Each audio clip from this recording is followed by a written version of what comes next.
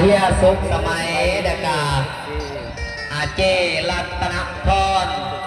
พร้อมด้วยครอบครัวเพิ่นก็ได้มาอุปโภคนาก็มีปัจจัยอยู่5 ล้านกีบกสาธุอุปโภคนาบุญนำเด้อพร้อมด้วยโฮงทานข้าวจี2กองกระถินเข่า2,000 ก้อนทั้ง3ครอบครัวครอบครัวเจวุฒิเด็กครอบครัวเฮียพรสวรรค์เด็กครอบครัวเฮียสุขสมัยประกอบมีแต่ความสุขกายสบายใจเด้อให้มีแต่ความสุขความเจริญเด้อเอกอยู่ตามผมไม่ผมนี่กันนี่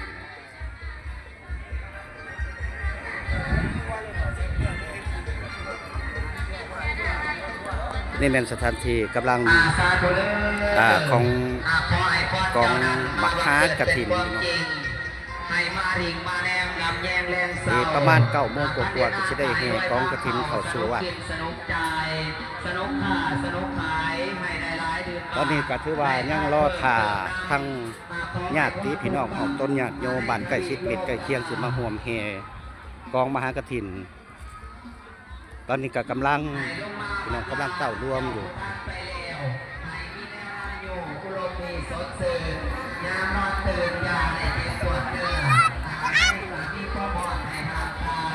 หลายเติบแล้วนี่ก็ได้ยิงใส่ยามผ้ายามพลแน่คันทาสิเป็นยามแล้วเขาแล้วน้ำคนกาสิหลายกว่านี้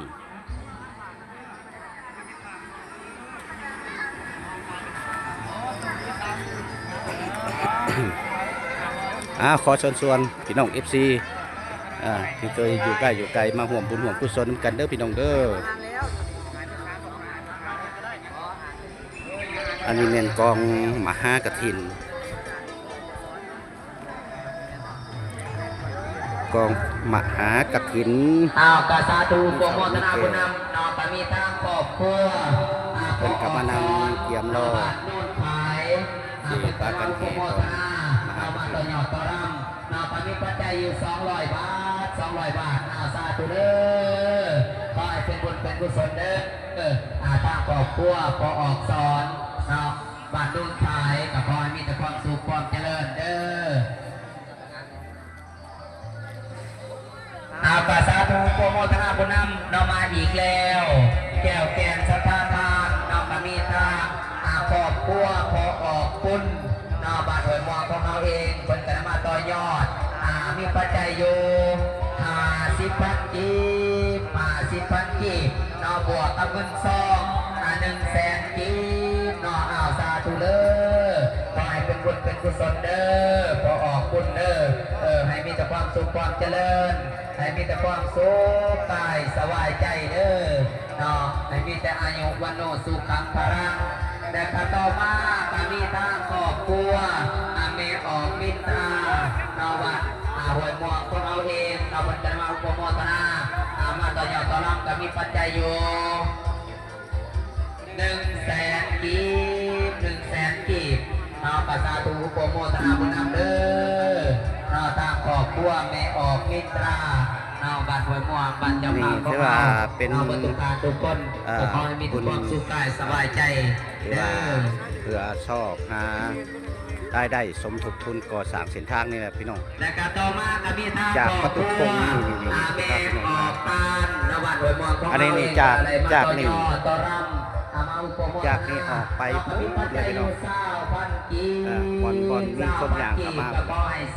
คือว่าสิสร้างเป็นถนนคอนกรีตเนาะกับความยาวก็สิประมาณ300 กว่าเมตรประมาณ300 กว่าเมตรนี่แหละบอลที่ว่าจุดหมายเนาะหรือว่าเป้าหมายในการสั่งกองมหากฐินเนาะก็ถือว่าสิได้รวมกันสร้างเส้นทางคอนกรีตเขาวัดพี่น้องอยู่ที่บ้านห้วยม่วงเมืองไซโพทองแขวงสวรรณเขตเด้อไม่ออกต้านเราไม่ออกต้านแน่นอนแต่สาธุโปรโมทนาบุญนำขอต้นญาติโยมเบิดทุกการทุกคนเด้อให้มีแต่ความสุขความเจริญเบิดสุขสุขคนเด้อบนบาบนนี่บ่มีไฟปั่นแก่มันบ่แย่กอกไล่คือไฟพากาคือเราเอากินเข่าเอากินเอาปออิ่มมันบ่ไปอิ่มพอเขาคุณผู้บ่กิน ภาเวนะ